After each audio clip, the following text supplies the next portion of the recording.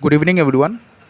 तो आज के क्लास में हम लोग डिस्कस करेंगे एक छोटा सा topic that is India and the cold war. Last class में हमने डिस्कस किया था, आज की क्लास में हमने डिस्कस किया था एनआईओ के बारे में। तो आज जानेंगे इंडिया का कंट्रीब्यूशन क्या है कोल्ड वॉर में, या फिर इंडिया का रोल क्या है कोल्ड वॉर में। As a founder of NAM India, हमें तो पता ही है इंडिया नाम का भी एक फाउंडर था, क्योंकि जवाहरलाल नेहरू जो इंडिया से थे वो one of the five members of the नाम थे, जो जिन मेंबर्स ने नाम का जन्म दिया है। तो as a founder of NAM India's response to the cold war was two fold. India का जो रेस्पॉन्स है कोल्ड वॉर को लेके, as a founder of NAM India का जो रेस्पॉन्स है कोल्ड वॉर को लेके वो दो तरह का था। ठीक है, first it stayed away from the two alliances. India ने ये डिसाइड कर लिया था कि हम हट के रहेंगे दोनों अलायंसेस से। ठीक है, दोनों अलायंसेस में से किसी को हम ज्वाइन नहीं करेंगे। Second, it voiced against the newly decolonized countries becoming part of these alliances. India ने वॉइस किया था, इंडिया ने बोला था, क्या बोला था, रुको, इंडिया ने बोला था कि न्यूली जो डिकोलोनाइज्ड कंट्रीज है, डिकोलोनाइज्ड मतलब क्या है, न्यूली इंडिपेंडेंट कंट्रीज जो कॉलोनी से निकल के आ रहे हैं। ठीक है, कॉलोनी से निकल के आ रहे हैं, कॉलोनी का निकलना मतलब क्या है, ब्रिटिश रूल से निकल के आ रहे हैं। ठीक है, तो जो नए नए कंट्रीज़ है, जो नए नए इंडिपेंडेंट कंट्रीज़ है, उन कंट्रीज़ को इंडिया ने बोला है कि कोई भी अलायंसेस को ज्वाइन मत करो। अगेंस्ट था इंडिया इसका। ठीक है, तो कोई भी अलायंसेस को ज्वाइन मत करो, इंडिपेंडेंट रहो, उसके बाद देखा जाएगा क्या होगा। ठीक है, India's approach was neither negative nor passive. India का अप्रोच जो है, रोल जो है कोल्ड वॉर के टाइम पे, वो नेगेटिव नहीं था। नेगेटिव नहीं था मतलब इंडिया ने जाके किसी भी कंट्री को ये नहीं बोला है कि यूएसए ख़राब है या फिर यूएसएसआर ख़राब है, ऐसा कोई नेगेटिव चीज़ नहीं था। इंडिया ने सभी कंट्रीज़ को रोका है अलायंसेस को ज्वाइन करने से, मतलब न्यूली इंडिपेंडेंट कंट्रीज़ का बात बोल रहा हूँ।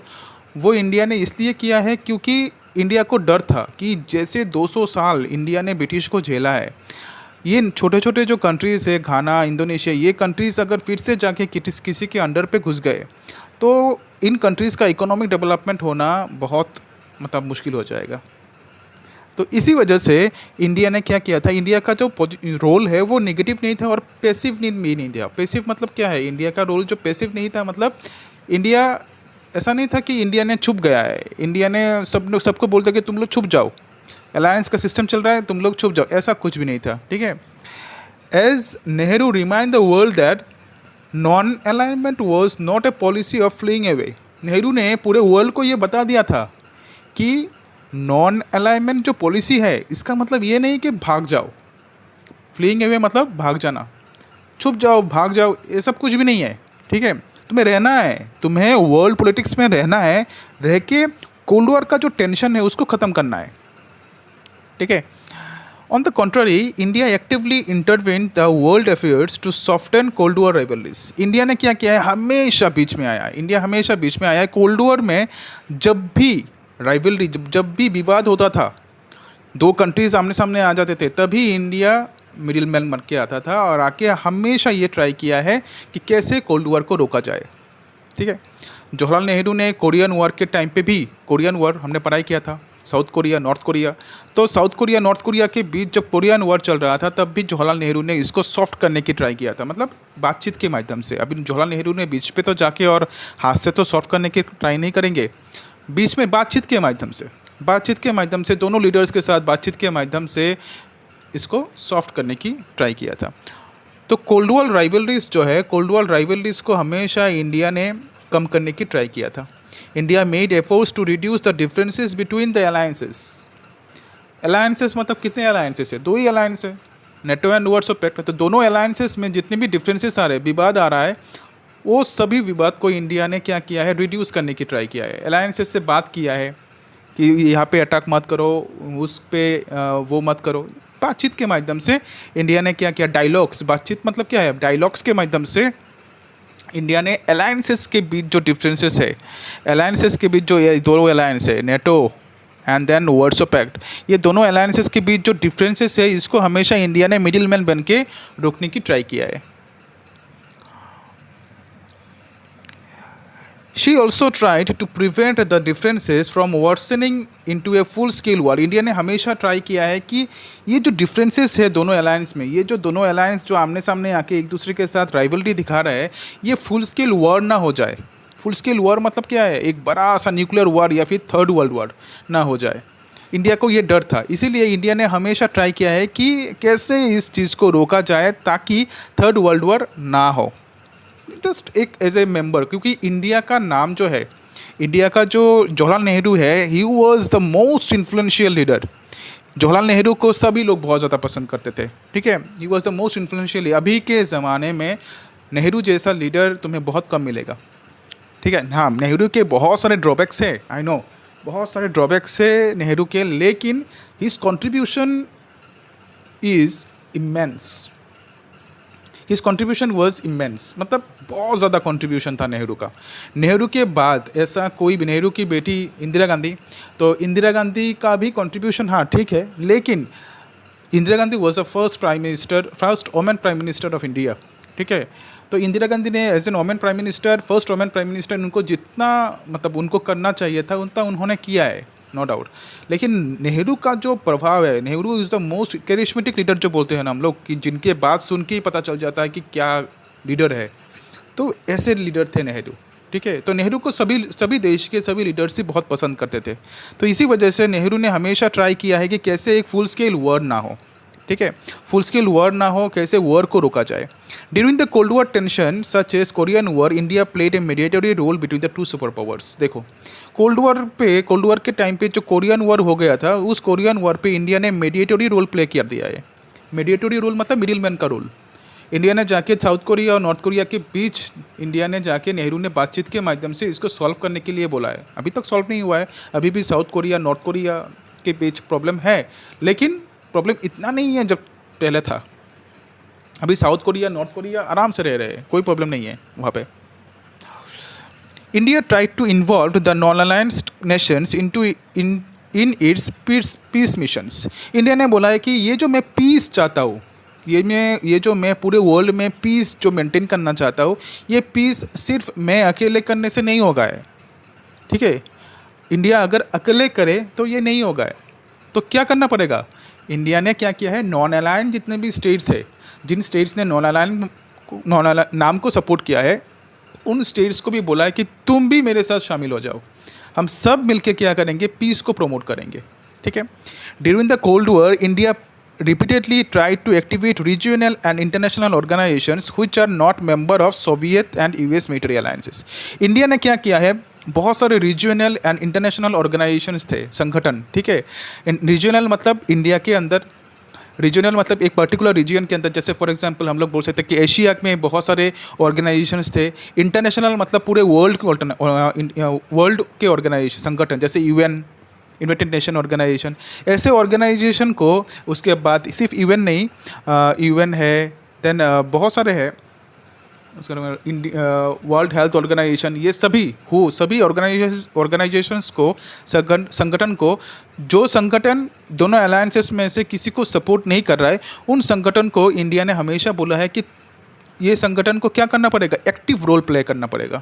अभी वर्ल्ड में प्रॉब्लम चल रहा है, ठीक है, वर्ल्ड में अभी प्रॉब्लम चल रहा है, तो हमारे पास यूएन ऑलरेडी है, ठीक है, यूएन है, सिक्योरिटी काउंसिल है, ठीक है, सिक्योरिटी काउंसिल है, यूएन है, then International Court of Justice, ICJ, ये भी है। तो ये सभी जो ऑर्गेनाइजेशंस है, इनको तो एक्टिव रोल प्ले करना पड़ेगा ना, कि कैसे कोल्ड वॉर को रोका जाए, ख़त्म किया जाए। ये जो Korean war, then Vietnam war, ये सब वॉर जो लग रहा है, इसको कैसे ख़त्म किया जाए। तो इंडिया ने हमेशा इन ऑर्गेनाइजेशंस को हमेशा क्या किया है, एक्टिव रोल प्ले करने के लिए बोला है, अच्छा रोल प्ले करने के लिए बोला है, अच्छा काम करने के लिए बोला है। Nehru had a great faith in, और नहीं चाहिए, छोड़ो, यहाँ तक ही रखो।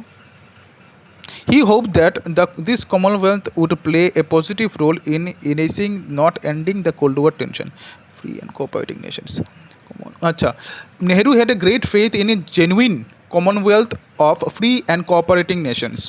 मतलब क्या है, नेहरू का विश्वास था, फेथ था, विश्वास था किसके ऊपर, एक जेन्युइन कॉमनवेल्थ, एक जेन्युइन ग्रुप के ऊपर, जो ग्रुप बनेगा इंडिपेंडेंट एंड कोऑपरेटिंग कंट्रीज से, ठीक है। इंडिपेंडेंट एंड कोऑपरेटिंग मतलब सहायता करना, ठीक है। कोऑपरेटिंग कंट्रीज से जो एक ग्रुप बनेगा, नया एक जो ग्रुप बनेगा नाम का या फिर किसी भी चीज़ का, कि जहाँ पे सभी फ्री कंट्रीज़ रहेंगे या फिर जो कंट्रीज़ एक दूसरे को कोऑपरेट करना चाहते हैं वो कंट्रीज़ रहेंगे।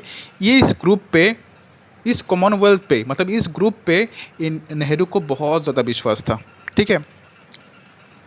ही hope that this commonwealth, this group would play positive role in easing not ending the cold war tension.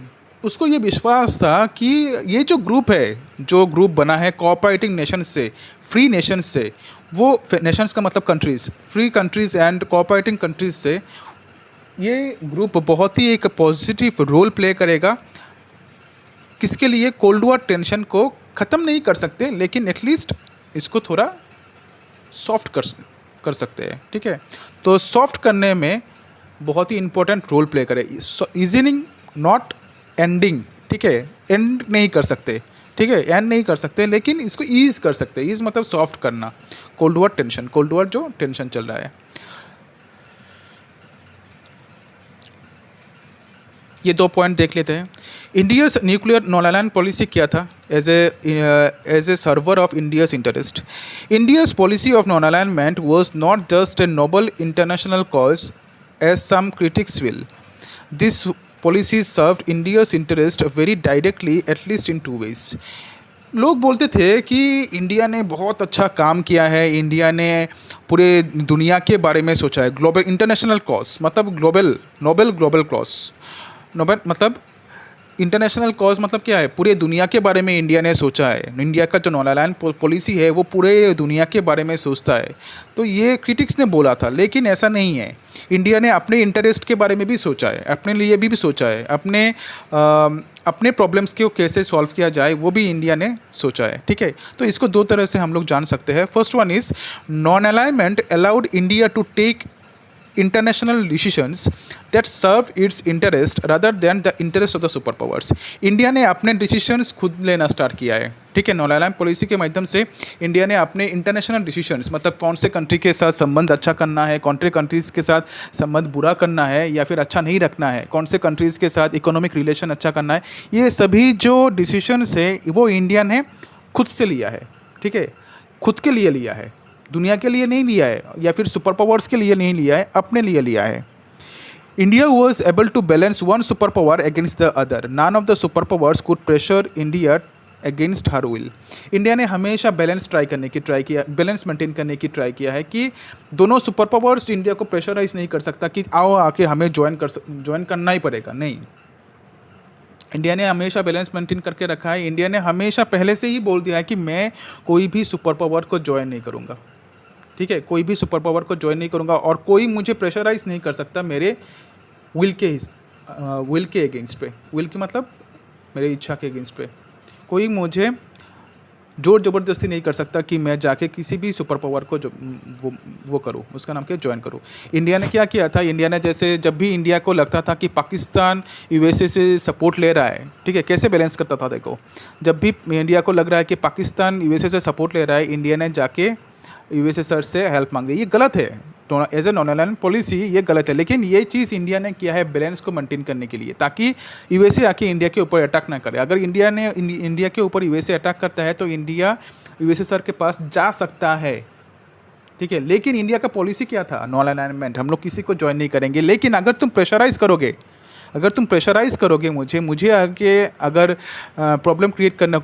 Problem जो है वो मेरे साथ अगर करोगे तो मैं क्या करूँगा? मैं बैलेंस मेंटेन करूँगा। बैलेंस मेंटेन करना मतलब इंडिया ने नाइदर यूएसए को सपोर्ट किया है ज़्यादा, नाइदर यूएसए सर को सपोर्ट किया है। देखो, इंडिया का जो रिलेशन है यूएसए सर का वो 20 साल के लिए बहुत अच्छा था, लेकिन फिर भी इंडिया का यूएसए के साथ रिलेशन ख़राब नहीं हुआ, बिकॉज इंडिया ने हमेशा क्या किया है? बैलेंस जो है वो मेंटेन किया है। तो देखो, कोई भी डाउट कुछ भी होने से बोलना। कल हम लोगों का ये चैप्टर ख़त्म हो जाएगा एक स्मॉल के वीडियो के माध्यम से। देखो।